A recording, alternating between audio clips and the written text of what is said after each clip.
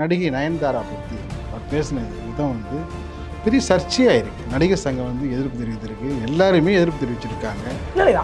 அவர்கள் பேசுனாங்க, அதை விட நான் வந்து குறைவாக பேசுகிறோம் அப்படின்னு சொல்லுவது என்பது எப்படி வந்து ஏற்புடையது? இல்லை, நம்ம அதை ஏற்புடையதுன்னு சொல்ல வரல. என்ன சொல்ல வரேன்னா, அவர்கள் பேசாததை விடவா இவர்கள் பேசிட்டாங்கன்னு தான் சொல்ல வரேன். தவிர இது நியாயம்னு நான் நியாயப்படுத்த வரேன்.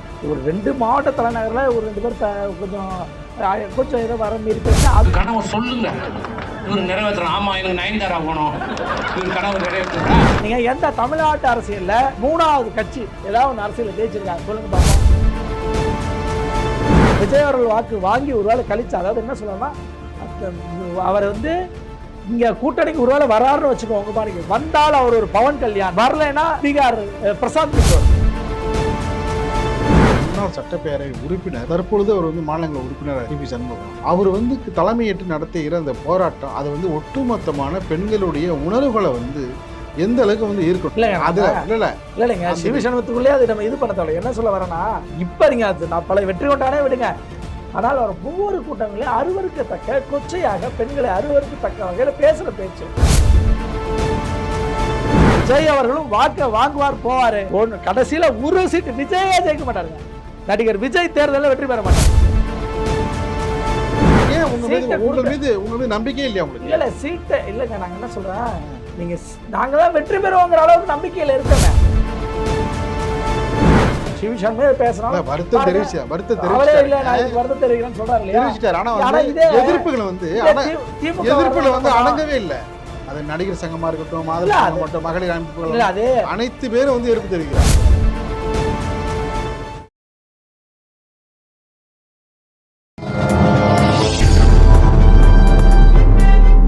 பத்திரிகை.com நேயர்களுக்கு இனிய வணக்கம். பரபரப்பான அரசியல் சூழலில் நம்மோடு இணைந்திருப்பவர் அரசியல் விமர்சகர் ராஜா ஸ்டாலின் அவர்கள். வணக்கம் ராஜா ஸ்டாலின். வணக்கம் சார். நல்லா இருக்கீங்களா? நல்லா இருக்கேன். பெண்கள் பாதுகாப்பு குறித்து தமிழ்நாடு முழுவதும் தேசிய ஜனநாயக கூட்டணி சார்பாக ஆர்ப்பாட்டங்கள், கண்டன ஆர்ப்பாட்டங்கள் நடைபெறும். பெண்கள் பாதுகாப்பு குறித்து தான் என்னென்ன பேசணும், புள்ளி ஒருத்தர் என்ன நடந்திருக்கு என்பது உள்ளிட்ட பல்வேறு தகவல்களை வந்து எடுத்து சொல்லணும். அதற்கு மாறாக இன்னைக்கு விழுப்புரத்தில் நடந்த கண்டன ஆர்ப்பாட்டத்தில் முன்னாள் அமைச்சர் சிவி சண்முகம் அவர்கள் ஒரு மேடை பேச்சாளரை போல பேசின பேச்சு, நான் அதுவும் பார்த்தீங்கன்னா ஒரு நடிகை நயன்தாரா பற்றி அவர் பேசின விதம் வந்து பெரிய சர்ச்சையாக இருக்குது. நடிகர் சங்கம் வந்து எதிர்ப்பு தெரிவித்திருக்கு, எல்லாருமே எதிர்ப்பு தெரிவிச்சிருக்காங்க. அவர் தான் அப்படின்னா திண்டுக்கல் நடைபெற்ற கண்டன ஆர்ப்பாட்டத்தில் பெண்கள் பாதுகாப்பு குறித்து பேசுவதாக நினைத்து, அது நகைச்சுவையாக பேசுவதாக நினைத்து முன்னாள் அமைச்சர் திண்டுக்கல் சீனிவாசன் அவரும் வந்து சர்ச்சைக்குரிய வகையில் பேசியிருக்கிறாரு. இதெல்லாம் வந்து தேர்தல் நேரத்தில் உங்களுக்கு வந்து ஒரு பாதிப்பை ஏற்படுத்தாதா? ஏன்னா எனக்கு நடந்தது பெண்கள் பாதுகாப்பு குறித்து ஒரு கண்டன ஆர்ப்பாட்டம், அது எப்படி பேசணும், புள்ளி ஒருத்தர் பேசுவது எப்படி, ஒரு ஆரோக்கியமான விஷயத்தை வந்து முன்னெடுப்பது எப்படி, பெண்கள் சார்பாக எப்படிலாம் வந்து நம்ம பக்கம் வந்து அவர்களை வந்து கவனத்தை வந்து திசை திருப்புவது, அப்படி தானே வந்து நீங்கள் வந்து ஒரு பேசணும். ஏன்னா ஒரு மேடை பேச்சாளர் என்பது தாண்டி ஏன்னா எல்லாருமே வந்து இன்றைக்கி வந்து கூர்ந்து கவனிக்கிறாங்க. தமிழ்நாடு முழுவதும் இன்றைக்கி வந்து கூர்ந்து கவனிக்கப்பட்ட ஒரு கண்டன ஆர்ப்பாட்டம். அந்த கண்டன ஆர்ப்பாட்டத்தில் இது போன்ற நிகழ்வு நடக்கிற பொழுது இவர்களும் இப்படி தானா அப்படின்னு வந்து கேள்வி எழுப்பப்படாதா? இல்லைங்க, அதாவது தேர்தல் நேரத்தில் அனைத்து பிரச்சாரங்கள்லையும் திமுக பேசாத பேச்சு வந்து அதிமுக பேசல. உங்களுக்கு ஒன்றும் இல்லை, எடப்பாடியாருடைய தாயை மையப்படுத்தி போன கடந்த தேர்தலில் இவர் ராசா அவர்கள் பேசினார். முன்னாள் மத்திய அமைச்சர் ராசா அவர்கள் அதை கண்டித்து அந்த காலகட்டத்தில் இப்போ அனைவருமே வந்து உடனுக்குடன் நிகழ்ச்சி எடுத்து கடும் கண்டனத்தை தெரிவித்தோம். இல்லை, நம்ம அது மறுப்பதற்கு இல்லை. என்னன்னா, அப்போ இது அரசியல் மேடைகளில் திமுக பேசாத பேச்சு இப்போ அதிமுக பேசிடல. ஆனால் என்ன சொல்ற வரேன்னா, இந்த ஒரு சிலருடைய பேச்சு வரம்பு மீறி இருக்கலாம். அது நம்ம இது வந்து ஒரு சரியான வந்து ஒரு எடுத்துக்காட்டா? ஏன்னா இல்லை, அவர்கள் பேசுனாங்க, அதை விட நான் வந்து குறைவாக பேசுறோம் அப்படின்னு சொல்லுவது என்பது எப்படி வந்து ஏற்புடையது? இல்லை, நம்ம அதை ஏற்புடையதுன்னு சொல்ல வரலங்க. என்ன சொல்ல வரேன்னா, அவர்கள் பேசாததை விடவா இவர்கள் பேசிட்டாங்கன்னு தான் சொல்ல வரேன். தவிர இது நியாயம்னு நான் நியாயப்படுத்த வரேன். மேடை பேச்சு இருக்கலாம், அந்த மாதிரி இருக்கலாம். அது அவர் நாளைக்கு அவரே கூட நாளைக்கு அது வருத்தம் தெரிவிச்சிருக்காரு. நம்ம வருத்தம் தெரிவிச்சிருக்கிறாரு. ஆனால் வந்து நடிகர் சங்கம் வந்து கடும் கண்டனத்தை தெரிவிச்சிருக்காங்க.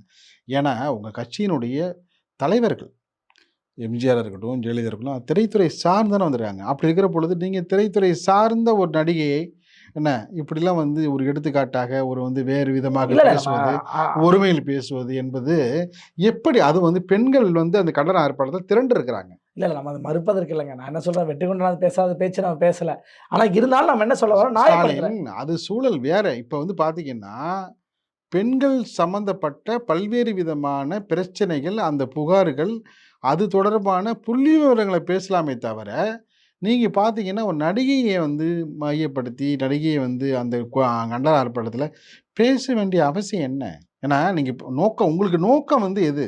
அந்த நோக்கத்த நோக்கி, அந்த இலக்க நோக்கி தானே நீங்க வந்து பயணம் பண்ணணும். அத தவிர்த்துட்டு நீங்க வேறு பாதையில சென்றா எப்படி? இல்லங்க இப்ப நடந்த பல்வேறு போராட்டங்கள்ல இப்ப என்னன்னா எல்லா மாவட்ட தலைநகரங்களும் நடந்துச்சு. ஒரு 2 மாவட்ட தலைநகர்ல ஒரு 2 பேர் கொஞ்சம் கொஞ்சம் ஏதோ வர மீறி பேசினா, அதுவும் அவர் நாள திருத்தி கொண்டு பாருங்க வருத்தம் தெரிவிச்சிட்டாரு. அதனால அதெல்லாம் நடக்காம இருக்காது. ஆனா என்னன்னா, இங்க நடந்த இந்த குற்றச்சாட்டுல எப்படின்னா 2 வயசு குழந்தைய கற்பழிக்கிறான். என்ன? பள்ளி ஆசிரியை மாணவர் கற்பழிக்கிறான். வயதான மூதாட்டி 60, 70 வயசுக்கு மேல ஆன மூதாட்டியை கற்பழிக்கிறான். ரீல்ஸ் பண்றதுக்காக ரயில்ல பயணிக்கூடியவர்கள் வெட்டுறான். வெட்டி ரீல்ஸ் எடுக்கிறான். என்ன? இப்போதை கலாச்சாரம் வளர்ந்து போயிடுச்சு. பள்ளியில போய் கஞ்சா அடிக்கிறான். பெண்கள் போய் கஞ்சா அடிக்கிறாங்க. பள்ளி மாணவிகள் பள்ளிக்கூடத்துல கஞ்சா அடிக்கிறான். அப்ப இதையெல்லாம் கட்டுப்படுத்த வேண்டிய அரசு கட்டுப்படுத்தலைங்கிறதான். எல்லா காலத்திலும் தவறுகள் நடக்குங்க. ஆனா அத கட்டுப்படுத்த வேண்டிய பொறுப்பு இருக்கு. ஒண்ணும் இல்ல. திருவண்ணாமலையில காய்கறி விக்க வந்த ஆந்திராவை சேர்ந்தவர்கள சகோதரிகள அக்கா, தங்கைய காவல்துறை கற்பழிக்குது. நான் என்ன சொல்றேன், எவனோ ஒரு சமூக விரோதி கற்பழிக்கல. காவல்துறை கற்பழிக்குது. அப்ப அத வந்து கட்டுப்படுத்த வேண்டிய பொறுப்பு அரசுக்கு இருக்குல்ல.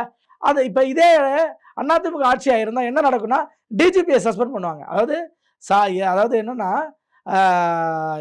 ஏட்டு, இன்ஸ்பெக்டர் அந்த அந்த ஊர் எஸ்பி, டிஎஸ்பிய தாண்டி டிஜிபி வரைக்குமே மாற்றம் பண்ணிடுவாங்க. இவ்வளோ சட்ட ஒழுங்கு சீர்கேடு நடக்குது அப்படின்னு சொல்லி மாற்றி வேற ஆளை போடுவாங்க. அப்படி நடக்கிற ஆட்சி எப்படி இருக்கு?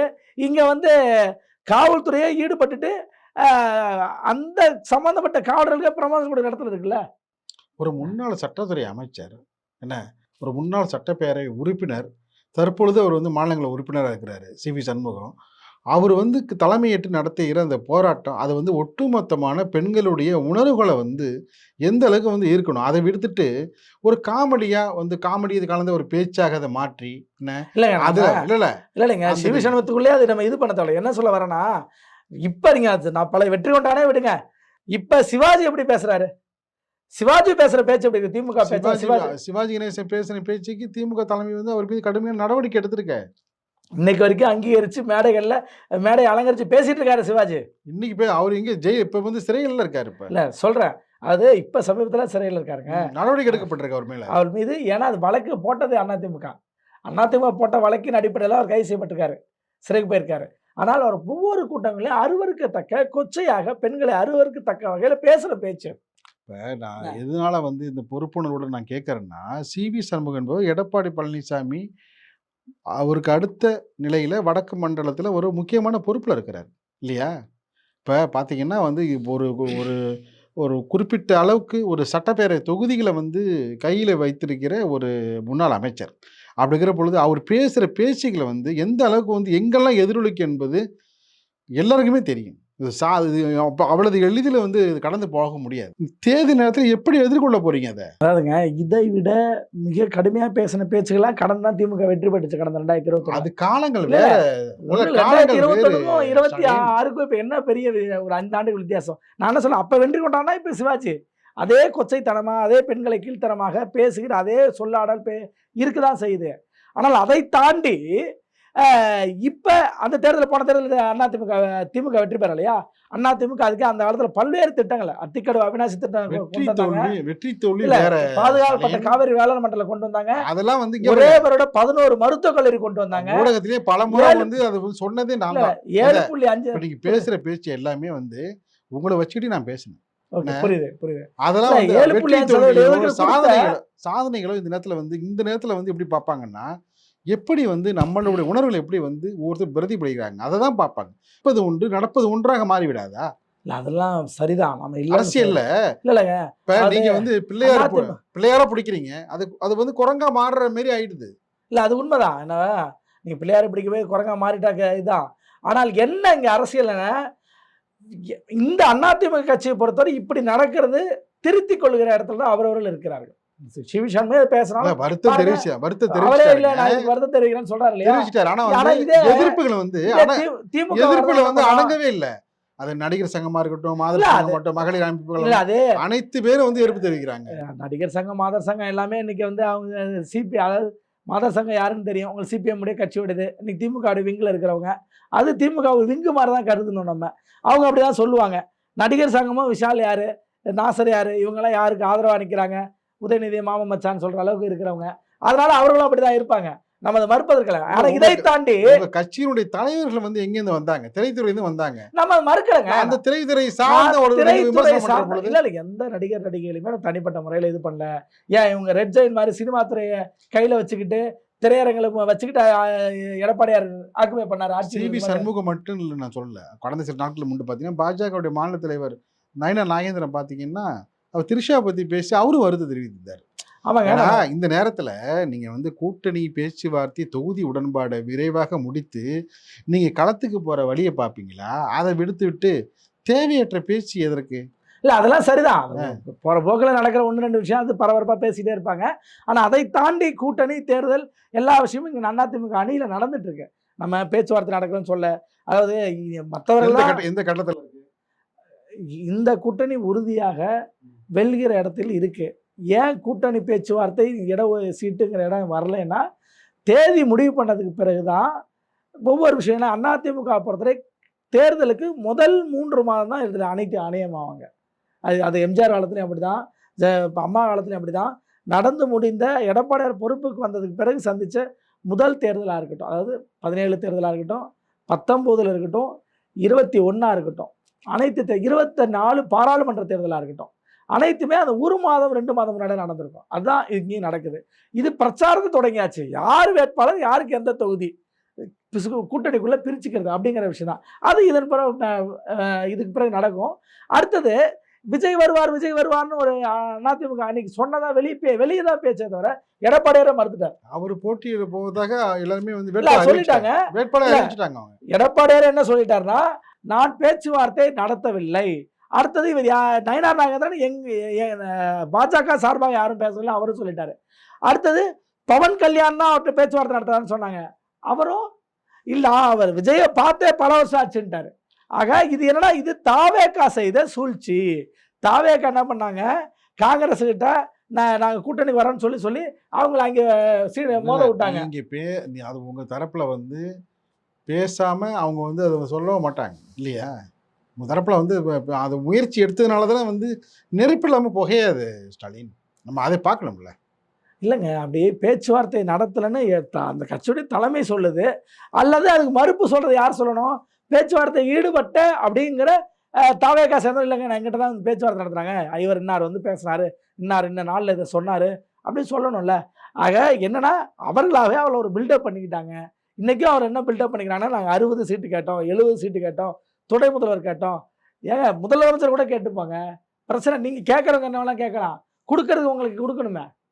நீங்கள் எந்த தமிழ்நாட்டு அரசியலில் 3வது கட்சி ஏதாவது ஒன்று அரசியலில் ஜெயிச்சிருக்கா சொல்லுங்க பார்ப்போம். அதாவது ஒரு விஷயம், தேர்தலில் வந்து போட்டியிடுற கட்சிகளை வந்து வேட்பாளர்கள்லாம் அறிவித்ததுக்கு பிறகு கூட மறுபடியும் அந்த வேட்பாளர்களை மறுபரிசீலனை செய்து வாபஸ் பெற்று மறுபடியும் வர்ற கட்சிகளுக்கு விட்டு கொடுப்பாங்க. அது போன்ற சூழல் நடக்கும். விஜய் வந்து நடந்துருங்க. விஜய் வந்து இன்னைக்கு வந்து அறிவிச்சிட்டாருங்கிறது ஒரு பக்கம் இருந்தாலும் கூட அவர் அறிவிச்சதே பார்த்தீங்கன்னா வேறு விதமான பார்கெனிங் கூட இருக்கலாம்ல.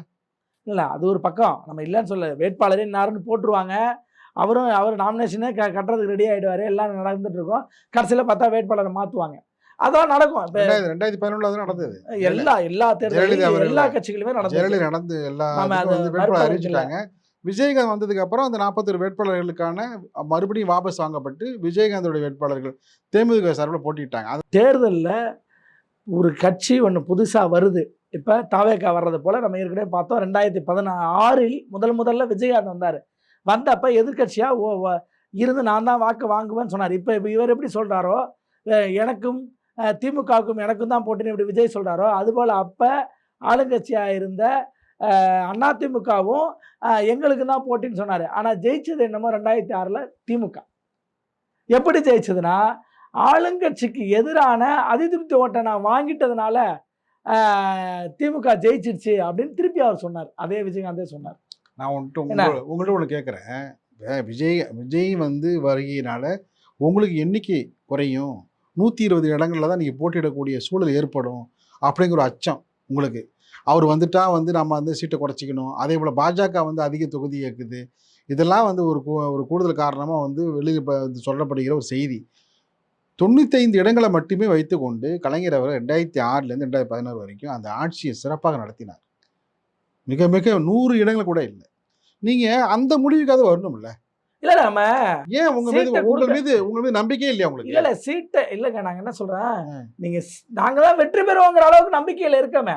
என்னன்னு சொல்கிறேன் கேளுங்க. அதாவது நான் இதுக்கு தான் சொன்னேன், இந்த 7 வெற்றி பெறுவீங்க கட்டாயம் 130க்கும் மேற்பட்ட தொகுதி அதிமுக பெரும்பான்மையோட ஆட்சி அமைக்கும். அதிமுக மற்றும் 130 தொகுதிகள் கூட்டணி 160 தொகுதிகள் மேல் அதிமுக அணி வெற்றி பெறும். இப்போ கூட்டணி கட்சிகளுக்கு எத்தனை தொகுதிகள் கொடுப்பதாக வந்து ஏறத்தாழ பாமகவையும் சேர்த்து ஏறத்தாழ ஒரு 70 தொகுதிகள் மேலே போட்டியிடும். அதிமுகவே ஒரு 160லேருந்து 170 தொகுதியை போட்டியிடும். இப்போ புதுசாக வர வரவுகளுக்கு இதை தவிர்த்துட்டு புதுசாக வர இப்போ இருக்கிறவர்கள்லாம் புதியவர்கள்லாம் யாரும் கூட்டணி இல்லைங்க. அதிமுக பாமக கடைசி நேரத்தில் இல்லை, வேட்புமனு தாக்கல் கடைசி நேரம் இருக்குல்ல, வாபஸ் வாங்க தினம் இருக்குல்ல தெரியுங்களா, முதல் நாள் கூட மாறும். இல்லை, அது நம்ம மாறாத நம்ம சொல்லலை. ஆனால் என்னன்னா, யார் வந்தாலுமே கூட்டணி ஏறத்தாழ இன்றைக்கு இருக்கிற வரை அது இறுதி செய்யப்பட்ட இடத்துல தான் இருக்கு. ஏன்னா இன்னும் 40 நாட்களில் தேர்தல். 40 நாள் கிடையாது, 38 நாள் தான். ஆமாம். அப்போ இந்த நாளில் தேர்தல். அப்போ இந்த 40 நாளில் தேர்தலுங்கும் போது அது திடீர்னு நீங்கள் சொல்கிற மாதிரி ஒரு விஜயோ இல்லை வேறு ஏதோ ஒரு ஃபேக்டர் வெளியேருந்து வருது, அந்த ஓட்டு நம்மளுக்கு தேவைன்னா மாறலாம். அதில் தலைமையை எடுக்கிற முடிவு. ஆனால் என்ன நடந்தாலும் அதை தாண்டி அதிமுக என்பது பெரும்பான்மையாக ஆட்சி அமைக்கும். ஏன்னா 2016ல் 28 கட்சிகளோடு திமுக கூட்டணியோடு தேர்தலை சந்திச்சதுங்க. ஆனால் அந்த தேர்தலில் அதிமுக வெற்றி பெற்று ஆட்சி அமைச்சது. அது தனி பெரும்பான்மையோட எவ்வளோன்னா 136 சீட்டு ஜெயிச்சது. அந்த அளவுக்கு வல்லமை பொருந்திய கட்சி தான் அதிமுக. ஆனால் வாக்கு வித்தியாசத்தை கவனிக்கணும். வெறும் 5 லட்சம் ஓட்டு தான் கூடுதலாக பெற்றார்கள். அந்த 5 லட்சம் ஓட்டில் அதிமுக 136 சீட்டு. அந்த 5 லட்சம் வாக்குகள் குறைவாக பெற்றதுனால திமுக வந்து 87 சீட்டு. வெறும் 5 லட்சம் ஓட்டில் அதிமுக ஆளுங்கட்சியாகவே மாறிடுச்சு. ஆக அது போல தான் இந்த தேர்தலிலும் விஜய் அவர்கள் வாக்கு வாங்கி ஒருவேளை கழிச்சா, அதாவது என்ன சொல்லணும்னா, அவர் வந்து இங்கே கூட்டணிக்கு ஒருவேளை வராருன்னு வச்சுக்கோங்க, பாருங்க வந்தால் அவர் ஒரு பவன் கல்யாண், வரலைன்னா பீகார் பிரசாந்த் கிஷோர் தனித்து போட்டியிடுவதாக அறிவித்தும் விட்டார்.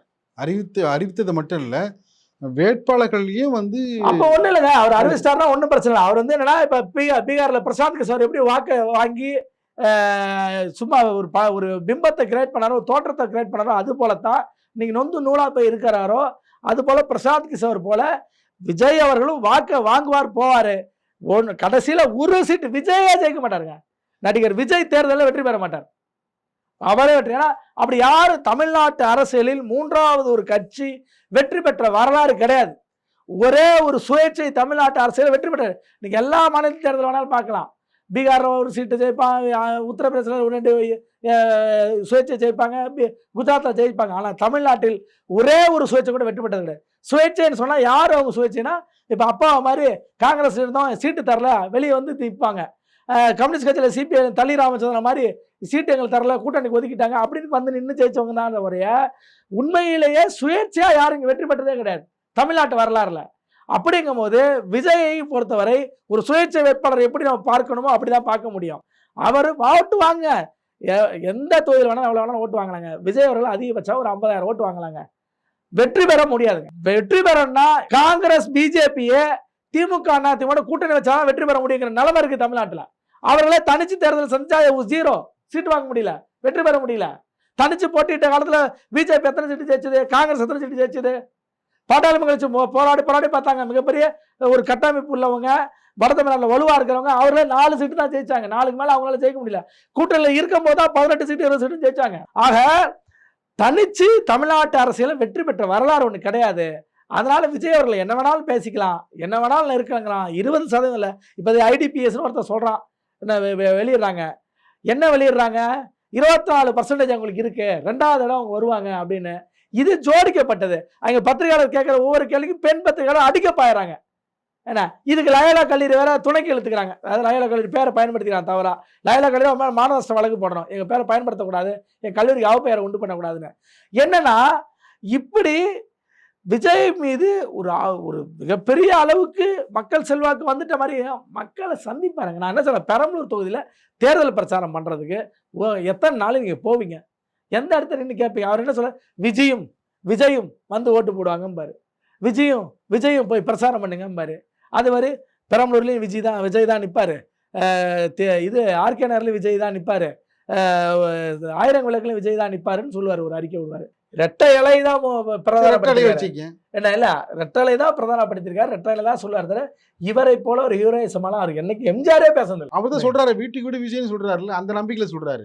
இல்லைங்க, அதாவது அது என்னன்னா அது உழைப்பு தான். நான் உழைக்க மாட்டேன், மற்றவர்கள் போய் அதுக்காக வேலை செய்யணும். நான் வேலை செய்ய மாட்டேன், மற்றவங்க செஞ்சு என்னை வந்து ஜெயிச்சு முதலமைச்சர் சீட்டில் உட்கார வச்சிங்கன்னா நான் முதலமைச்சராக வேலை செய்வேன் அப்படின்னு. ஏங்க அவர் சினிமா படம் நான் ஒன்று வேணாங்க, 100 படம் நடிச்சிருக்காருன்னு வச்சுக்கோங்க, சரி ஒரு 50-60 படம் நடிச்சிருக்காருன்னு வச்சுக்கோங்க. இந்த 50-60ல் வெற்றி படங்கள் எத்தனை படத்தை சொல்லுவீங்க? ஒரு 20 படம். பட்ஜெட்டை சூப்பர் ஹிட்டுன்னு, ஃபெயிலியர்னு வெற்றி படம் ஒரு 20 சொன்னீங்கன்னா அதே அளவுக்கு ஃபெயிலியர் படம் ஒரு 20 சொல்லலாமா? இதுதானே யதார்த்தம், இதுதானே வாழ்க்கை. இரவு பகலை போல வெற்றி தோல்வியும் இயல்பானது, மாறி மாறி வரும். அப்ப நான் வெற்றியை மட்டுமே தான் ஏற்றுக்கொள்வேன் அப்படிங்கிற இடத்துல தானே இன்னைக்கு விஜய் இருக்காரு. சரி, உங்க வியூகம் எப்படி, அந்த வியூகத்தை சொல்லுங்க. எப்படிலாம் வெற்றி பெற போறீங்க, என்னென்ன வந்து திட்டம் வச்சிருக்கீங்க? அதாவதுங்க, பலமான கூட்டணி எதிர்கொள்றதுக்கு என்னென்ன வந்து நீங்க செய்திகளை சொல்ல போறீங்க? அதாவதுங்க, மக்களுக்கு நீங்கள் தான் பலமான கூட்டணி திமுக அணின்னு சொல்றீங்க. ஆனா எங்களை பொறுத்தவரை அது பலவீனமான கூட்டணி தான். ஏன் பலவீனமான கூட்டணி? 20 கட்சிகள் மேல 28 கட்சி இருந்தாங்க 2016ல. 28 கட்சி இருக்கும் போது ஜெயிச்சாங்க. அதுதான் சொல்றேன், இன்னைக்கு 20 கட்சிக்கு மேல இருக்காங்க. 22 கட்சி இருக்கும், 28 கட்சி இருக்கும் போது அதிமுக தனிச்சு போட்டிட்டுச்சு. கூட வெறும் கருணாசியும் தனியரசியும், அதாவது 234 தொகுதியிலும் இரட்டை தான் போட்டிட்டு வெற்றி பெற்றுச்சு 2016ல. அதனால சொல்றேன், இன்னும் நீங்க 10 கட்சி கூட சேர்த்துங்க என்ன.